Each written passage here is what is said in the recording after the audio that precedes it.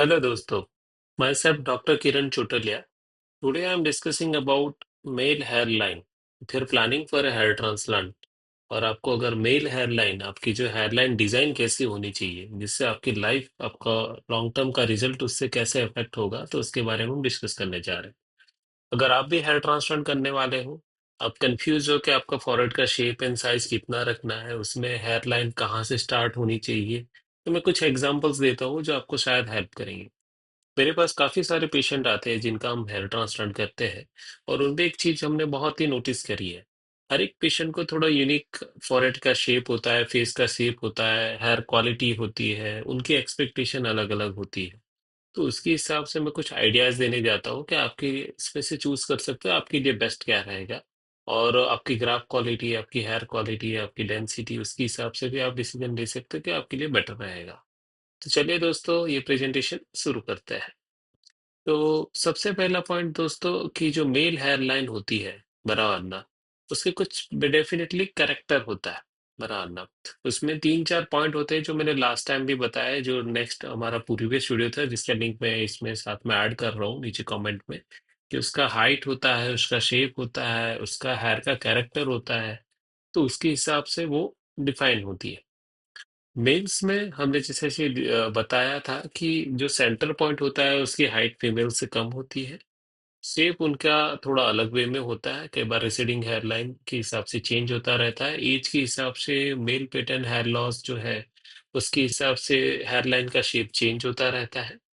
तीसरा, उसका हेयर का डेंसिटी भी चेंज होता रहता है। बचपन में वो फुल थिकनेस वाले हेयर्स आगे हेयर लाइन में होते हैं और बाद में वो धीरे धीरे धीरे करके रिसेड होता है, विलस हेयर आ जाते हैं, हेयर पतले और बारीक होते जाते हैं, तो शेप चेंज होता जाता है।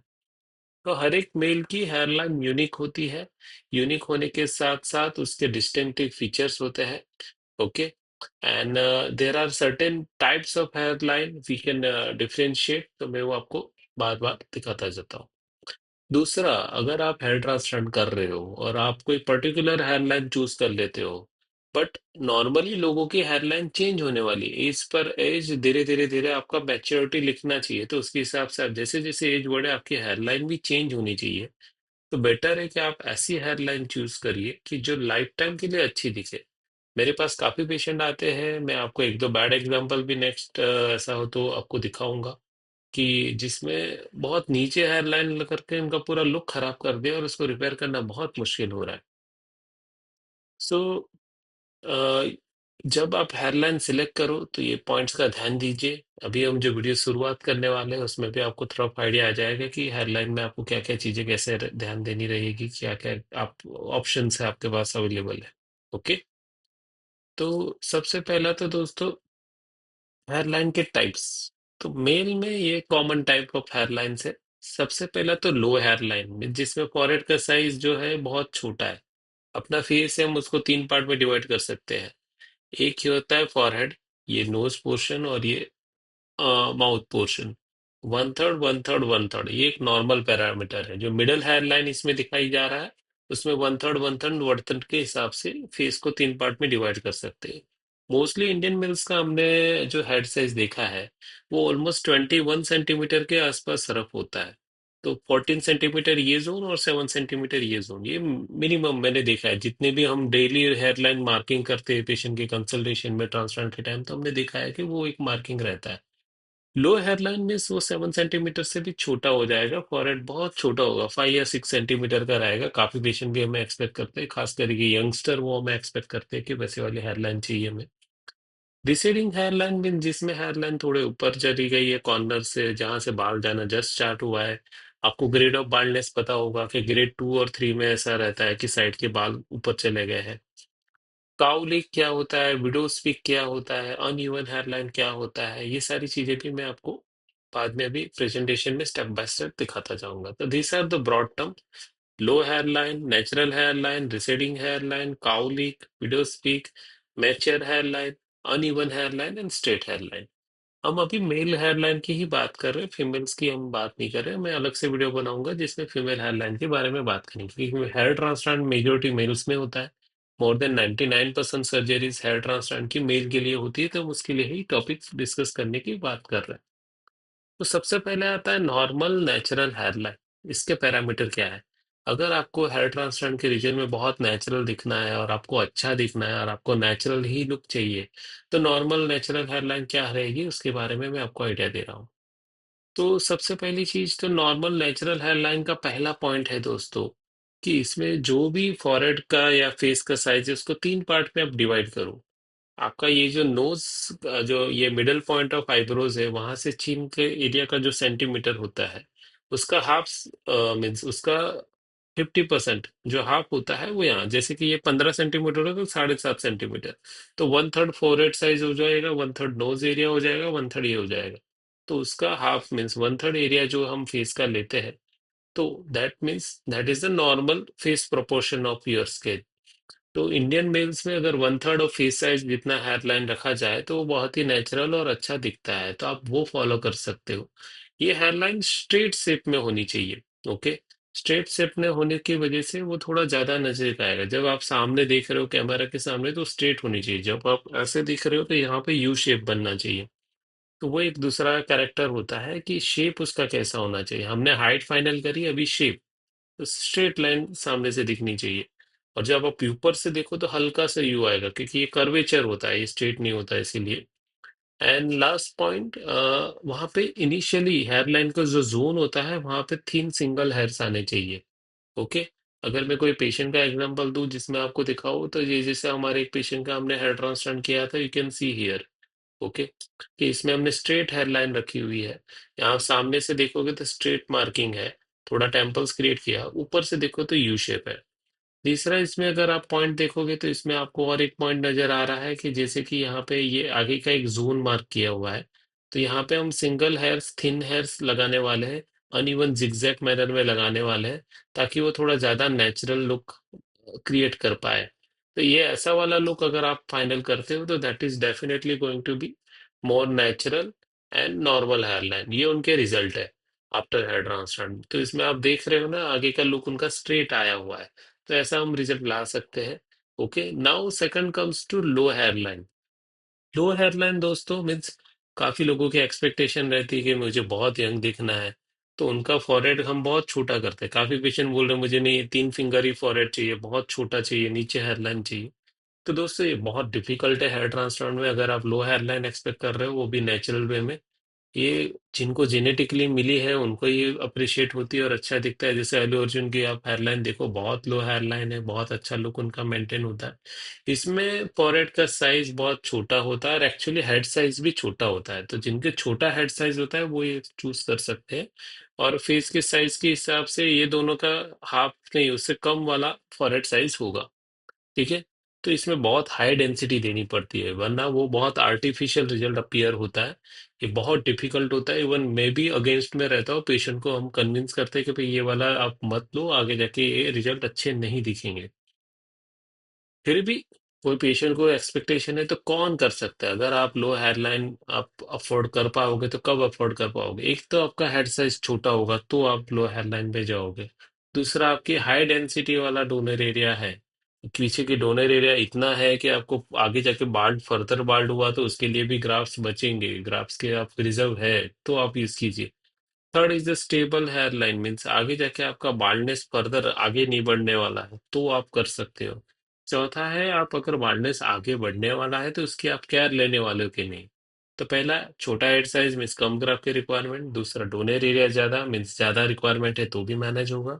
तीसरा, आपका हेयर लाइन और बाल्डनेस है वो आगे बढ़ने नहीं वाला है, ग्रेड 2 से 3, 4, 5, 6 नहीं होने वाला, तो आप कर सकते हो। चौथा, अगर आपका बार्डनेस आगे बढ़ने वाला है तो आप केयर लेने वाले हो। ये चारों पॉइंट अगर आप कवर कर रहे हो तो डेफिनेटली आप ऐसा कर सकते हो। लाइक ये पेशेंट का रिजल्ट आप देखो, इन्होंने लो हेयरलाइन चूज करी थी, एकदम लो नहीं पर हल्की सी लो हमने अलाउ करी। तो इनके फेस में आप देख रहे हो हमने फॉरहेड का साइज छोटा रखा हुआ है, मिड पोर्शन बहुत कम रखा हुआ है।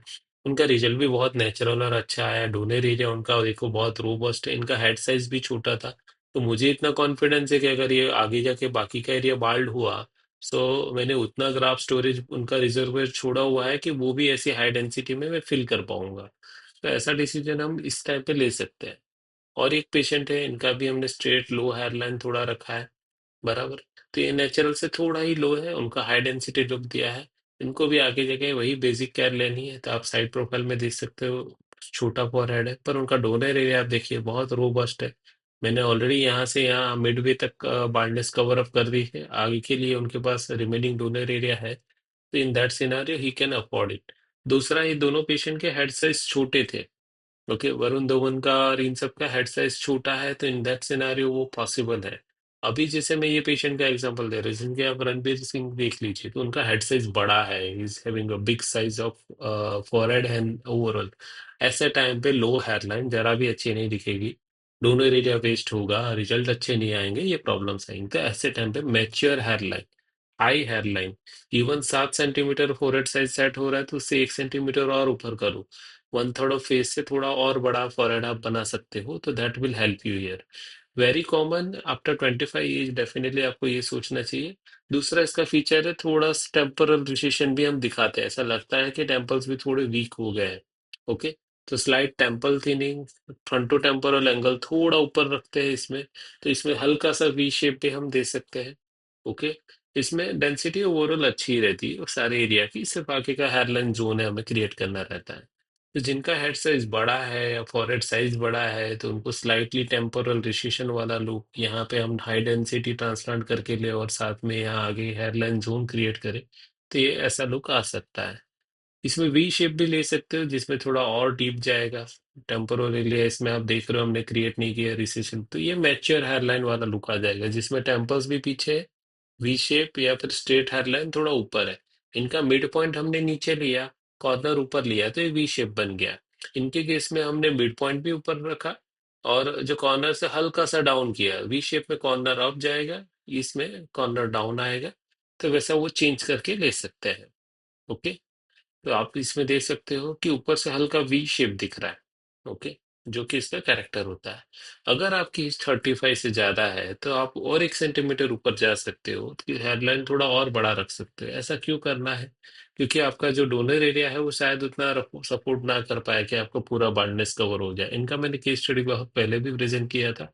इनका हमने क्राउन एरिया अभी भी ट्रांसप्लांट नहीं कर पाए थे, बिकॉज ग्राफ और अवेलेबिलिटी कम थी, उनका डोनर एरिया के हिसाब से जरूरत ज्यादा थी। तो हमने थोड़ा हेयरलाइन और ऊपर रख के प्लान किया। Still it looks very decent. उनके आप स्माइल देख के दे सकते हो कि he is happy about the results. और एक टाइप होता है एम शेप हेयरलाइन, जैसे विराट कोहली ने लुक अपना सेट किया है, सलमान खान ने अपना लुक सेट किया है। तो इसमें टेम्पल्स आप अच्छे खासे फॉरवर्ड लेके आते हो, आगे की ओर लेके आते हो। इन हेयर्स इन हेयरलाइन जोन हम रखते हैं और टेम्पल्स प्रिजर्व रखते हैं, और ये हल्का वी शेप बनता है। तो वैसा वाला लुक इसमें सेट किया जाता है। तो एंड सिर्फ एयरलाइन काफी लोगों की नेचुरल भी होती है, ग्रेड 2 बाल्डनेस इसमें ऐसा ही लुक आता है। ओके, जैसे सलमान खान का ही ट्रांसलेटेड लुक है, तो आप देख सकते हो, तो टेम्पल करेक्शन हुआ है, वी शेप हेयरलाइन है। Centre point of hairline is 1 to 2 centimetre lower than the side point. ये जो साइड पॉइंट है, इससे ये 1-2 सेंटीमीटर, मीन्स यहाँ पे 7 सेंटीमीटर होगा तो कॉर्नर 8 या 9 सेंटीमीटर ऊपर जाएगा। ओके, शेप हिसाब, फेस के शेप के हिसाब से भी देखते हैं। जैसे ये हमारा ओरिजिनल पेशेंट है, इसमें अब मैं आपको दिखा सकता हूँ कि यहाँ से यहाँ का डिस्टेंस 7 सेंटीमीटर है और यहाँ से यहाँ का डिस्टेंस 8.5 सेंटीमीटर है। टेम्पल्स हमने इसके क्रिएट किए थे ताकि वो नेचुरल दिखे। नाउ दोस्तों, नेक्स्ट आता है काउलिक। काउलिक इज नेचुरल पैटर्न, ये हेयर ट्रांसप्लांट में सेट करना बहुत मुश्किल है, और काउलिक बनाना जरूरी नहीं है। इट एक्चुअली ऑड हेयर्स में जो बाल है उसका डायरेक्शन जो नेचुरल फ्लो होता है उससे थोड़ा डिफरेंट हो जाता है। ओके, तो काउलिक एक थोड़ा जेनेटिकली कुछ पेशेंट के डायरेक्शन ऑफ हेयर एक एरिया में अलग हो जाते हैं। जैसे आप इनको जानते ही होंगे क्रिश। तो इनका अगर आप देखोगे तो ये फ्रंट का एक एरिया का पूरा बालों का बंच ऐसे जा रहा है, जैसे कोई गांव ने उसने ढंग से उसको क्लीन किया हुआ है, जेल लगाया है उसके जैसा इसमें लुक आता है।